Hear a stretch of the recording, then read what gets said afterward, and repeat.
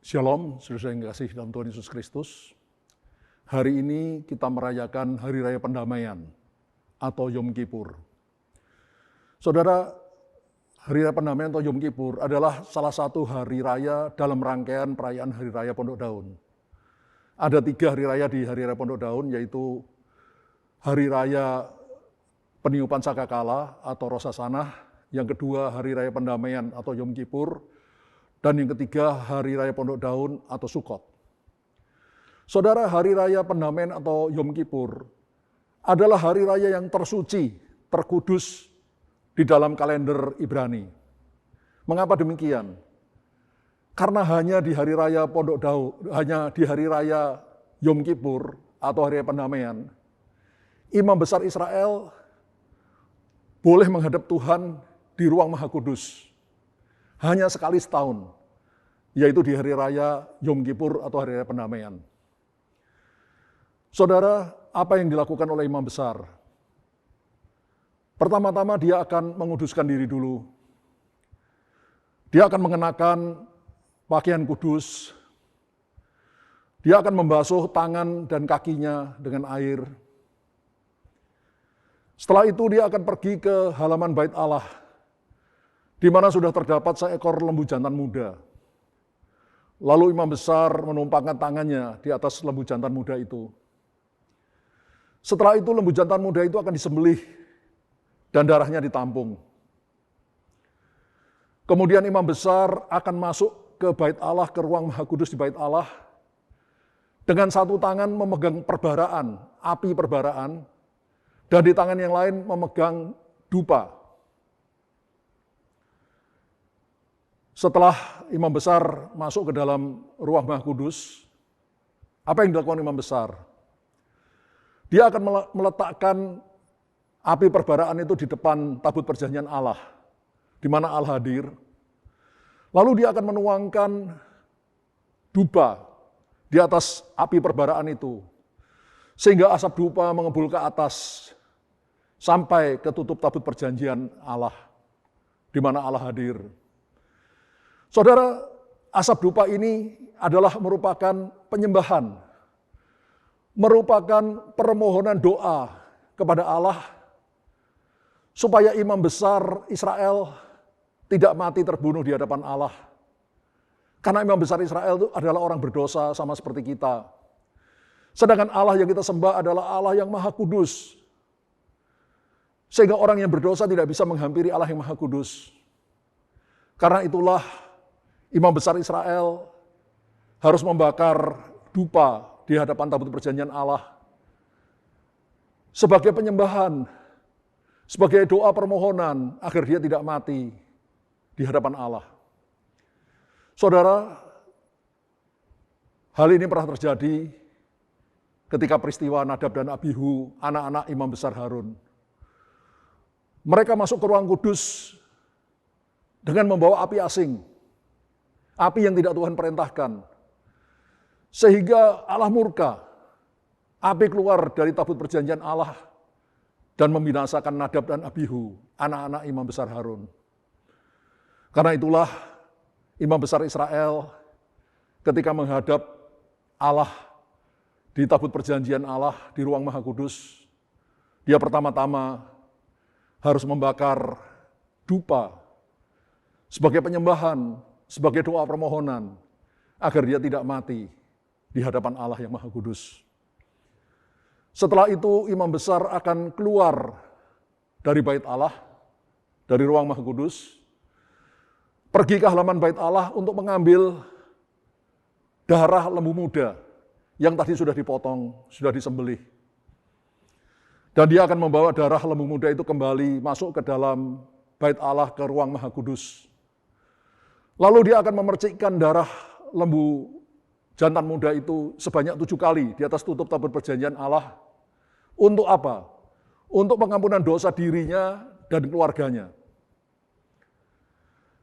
Setelah itu Imam Besar Israel akan keluar lagi dari ruang Maha Kudus, dari Bait Allah. Dia menuju ke halaman Bait Allah. Di sana sudah menunggu 2 ekor kambing jantan. Lalu Imam Besar akan membuang undi ke atas 2 ekor kambing jantan itu. Kambing jantan yang satu terkena undi untuk Allah. Kambing jantan yang lain terkena undi untuk Azazel. Azazel artinya penyebab kesalahan atau penyebab dosa. Kambing jantan untuk Allah disembelih, darahnya ditampung. Lalu untuk ketiga kalinya imam besar Israel akan masuk ke ruang Maha Kudus di Bait Allah. Dan dia memercikkan darah kambing jantan untuk Allah itu di atas tutup tabut perjanjian Allah sebanyak 7 kali. Untuk apa? Untuk pengampunan dosa bangsa Israel. Tadi imam besar waktu memercikkan darah lembu jantan, itu untuk pengampunan dosa dirinya dan keluarganya. Tapi ketika imam besar memercikkan darah kambing jantan, itu adalah untuk pengampunan dosa seluruh bangsa Israel. Setelah itu imam besar akan keluar dari ruang Maha Kudus dari Bait Allah, menuju ke halaman Bait Allah. Di sana sudah menunggu kambing jantan untuk Azazel. Yang ditanduknya sudah diikatkan sehelai pita berwarna merah kermisi. Lalu imam besar akan menumpangkan tangannya di atas kepala kambing jantan untuk Azazel. Kambing jantan penyebab kesalahan, penyebab dosa. Dia meletakkan seluruh dosa bangsa Israel ke atas kepala kambing jantan untuk Azazel itu.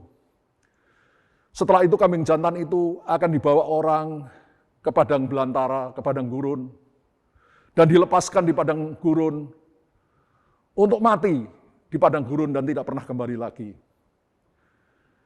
Kalau lama kemudian ada orang yang menemukan mayat dari kambing jantan itu, maka pita berwarna merah kermisi yang diikatkan di tanduk kambing jantan itu sudah berubah warnanya menjadi putih karena pengaruh cuaca di padang gurun yang sangat ekstrim. Sangat dingin pada malam hari dan sangat panas pada siang hari. Saudara, pita berwarna merah kermisi yang berubah menjadi putih ini, dari situlah asalnya firman Tuhan yang berkata, biarpun dosamu merah seperti kermisi, akan kubuat menjadi putih seperti salju. Biarpun dosamu merah seperti kain kesumba, akan kubuat menjadi putih seperti bulu domba. Saudara, dulu saya bingung, saudara. Ketika saya mempelajari, membaca tentang acara di hari raya pendamaian atau Yom Kippur ini, saya merasa bingung, kenapa acara itu begitu rumit, begitu berbelit-belit. Yang saya ceritakan ini hanya garis besarnya, saudara, tapi detailnya lebih berbelit-belit lagi. Tapi ketika Tuhan mengaruniakan pengertian rohani kepada saya, mata saya terbelalak, saudara. Ternyata ada hal-hal yang luar biasa di dalam acara Yom Kippur yang kelihatannya sangat berbelit-belit. Saudara, tadi sudah saya katakan, imam besar Israel hanya boleh menghadap Tuhan 1 kali setahun, yaitu di hari raya Yom Kippur. Setelah itu, dia harus mempersembahkan dulu dupa di hadapan Allah, di depan tabut perjanjian. Sebagai penyembahan, sebagai permohonan, agar dia tidak mati ketika dia orang berdosa menghampiri Allah yang Maha Kudus. Lalu dia harus masuk lagi kedua kalinya ke ruang Maha Kudus dengan membawa darah lembu jantan muda. Dan memercikkannya di tutup perjanjian untuk pengampunan dosa dirinya dan keluarganya. Lalu dia masuk untuk ketiga kalinya di ruang Maha Kudus dengan membawa darah kambing jantan untuk Allah sebagai pengampunan dosa bangsa Israel. Saudara, dari sini kita bisa melihat betapa bagi Allah dosa itu sangat serius. Bagi Allah yang Maha Kudus, dosa itu dibenci oleh Allah. Itu sebabnya begitu sulit bagi imam besar Israel untuk menghampiri Allah di ruang Maha Kudus, di tabut perjanjian Allah. Tetapi saudara, bagi kita sekarang, mudah sekali kita menghampiri Allah Bapa di tahtanya yang kudus. Tiap waktu kita bisa datang. Tidak perlu menunggu waktu tertentu. Kenapa demikian? Semuanya ini karena korban Kristus di atas kayu salib. Pada waktu Yesus mati di atas kayu salib, pada saat itu juga tirai yang membatasi ruang kudus dan ruang maha kudus di bait Allah itu terbelah dua. Yang artinya jalan menuju kepada Bapa itu terbuka lebar. Dan kemudian Alkitab mencatat, Yesus membawa korban darahnya sendiri. Masuk ke ruang maha kudus di surga, menghadap Bapanya. Dengan mempersembahkan darahnya sendiri, sebagai korban penebusan umat manusia. Karena itulah, saat ini kita anak-anak Tuhan dengan begitu mudah bisa datang menghadap Bapa di tahtanya. Padahal dulu imam besar Israel, hanya imam besar Israel yang bisa masuk ke ruang maha kudus hanya sekali setahun di hari raya pendamaian. Saudara, saya juga sempat bingung dengan firman Tuhan, perkataan Tuhan Yesus sendiri di Injil Matius pasal 5 ayat 48. Di situ Tuhan Yesus memerintahkan pada kita semua, murid-muridnya, haruslah kamu sempurna, sama seperti Bapamu di surga adalah sempurna. Saudara, waktu saya membaca firman Tuhan itu, saya sungguh-sungguh tidak mengerti, saudara. Bagaimana mungkin? How can it be? Kita manusia biasa, ciptaan Allah yang tidak sempurna, harus menjadi sempurna sama seperti Bapa di surga yang adalah sempurna. Dia adalah Allah, pencipta segalanya yang sempurna. Bagaimana mungkin kita ciptaan yang tidak sempurna menjadi seperti Bapa yang sempurna? Bagi saya itu sangat-sangat tidak masuk akal, saudara. Tapi di sisi lain saya tahu yang mengatakan itu adalah Tuhan Yesus sendiri. Jadi pasti bisa. Cuma saya tidak mengerti bagaimana caranya. Bagaimana mungkin kita yang tidak sempurna menjadi sempurna. Seperti Bapa di surga adalah sempurna. Juga dalam ayat-ayat lain dikatakan supaya kita harus menjadi serupa segambar dengan Yesus, Putra Tunggal Bapa. Siapa kita, siapa Yesus? Dia adalah pribadi kedua dari Allah Tritunggal. Dia adalah Allah sendiri. Sedangkan kita hanya manusia ciptaan. Bagaimana kita bisa menjadi seperti Yesus? Juga Rasul Paulus di dalam 1 Tesalonika pasal 5 ayat 23 menuliskan, yang kemudian dibuat menjadi lagu. Ya Allah, damai sejahtera, kuduskan aku seluruhnya, agar roh, jiwa, dan tubuhku terpelihara sempurna. Hidup kudus dan tak bercacat di hadapan-Mu, mulia, suci pada kedatangan-Mu. Saudara, bagaimana mungkin tubuh jiwa roh kita menjadi sempurna, tidak bercacat, tidak bercela pada kedatangan Tuhan Yesus yang kita percaya tidak akan lama lagi. Waktu itu saya sempat berpikir, Tuhan kalau syaratnya sempurna, tubuh, roh, dan jiwa, tidak bercacat, tidak bercela, maka tidak seorang pun yang akan bisa ikut rapture Tuhan. Karena tidak ada yang bisa sempurna. Tidak ada seorang pun yang bisa sempurna. Saya pun tidak sempurna. Saya pun tidak bisa ikut rapture Tuhan. Saudara, pertanyaan ini berkecamuk di hati saya selama bertahun-tahun. Saya bertanya pada Tuhan, Tuhan bagaimana mungkin Tuhan? Kalau firman-Mu berkata, iya itu pasti bisa. Tapi bagaimana caranya? Karena itu tidak masuk akal. Sampai pada suatu hari, Tuhan membuka mata rohani saya. Ketika saya membaca firman Tuhan di dalam 1 Korintus pasal 15, ayat 50 sampai 56, yang berbunyi demikian.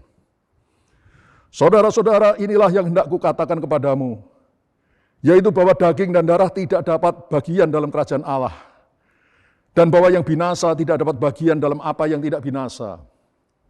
Sesungguhnya aku menyatakan kepadamu suatu rahasia.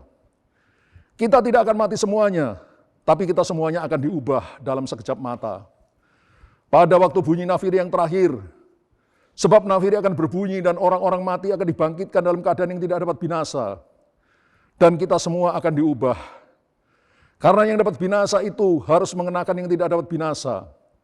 Dan yang dapat mati itu harus mengenakan yang tidak dapat mati.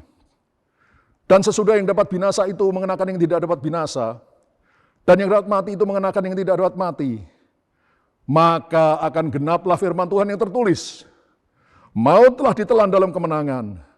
Hai maut, di manakah kemenanganmu? Hai maut, di manakah sengatmu? Sengat maut ialah dosa, dan kuasa dosa ialah hukum Taurat. Saudara, waktu saya membaca perikop ini beberapa tahun yang lalu, tiba-tiba Tuhan membukakan mata rohani saya, membukakan pengertian saya, dan itu menjawab pertanyaan-pertanyaan yang bertahun-tahun saya tanyakan pada Tuhan. Bagaimana kita bisa sempurna seperti Bapa di surga sempurna? Menjadi seperti Yesus yang adalah sempurna.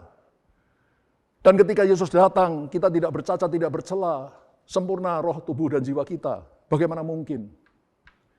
Di dalam ayat ini, Rasul Paulus menuliskan bahwa darah dan daging tidak akan mendapat bagian dalam kerajaan surga. Darah dan daging tidak akan masuk dalam surga, saudara. Tapi Paulus berkata ada suatu rahasia.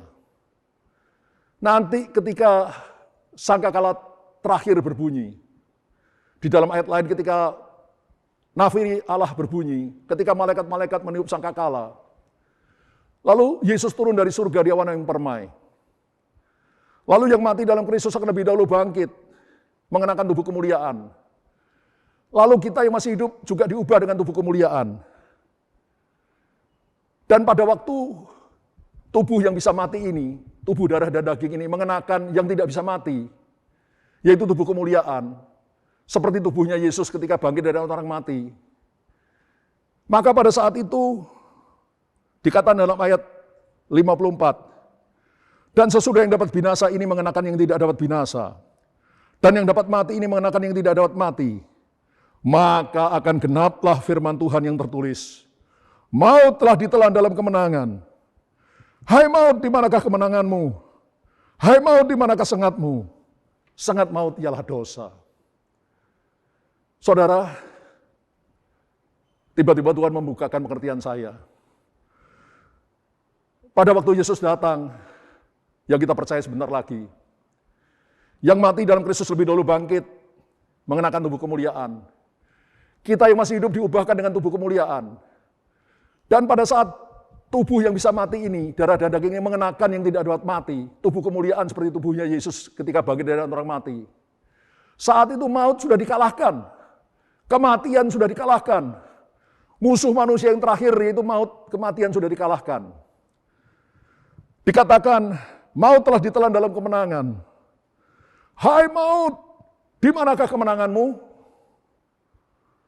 Saudara, pada waktu mengenakan tubuh kemuliaan, maka maut sudah dikalahkan, kematian sudah dikalahkan. Apa artinya? Artinya kita sudah tidak bisa mati lagi. Dan bukan hanya maut dikalahkan. Dikatakan sengat maut, hai maut, di manakah sengatmu? Sengat maut juga sudah dikalahkan. Saudara, sengat itu adalah senjata. Sengat maut, senjatanya maut adalah dosa.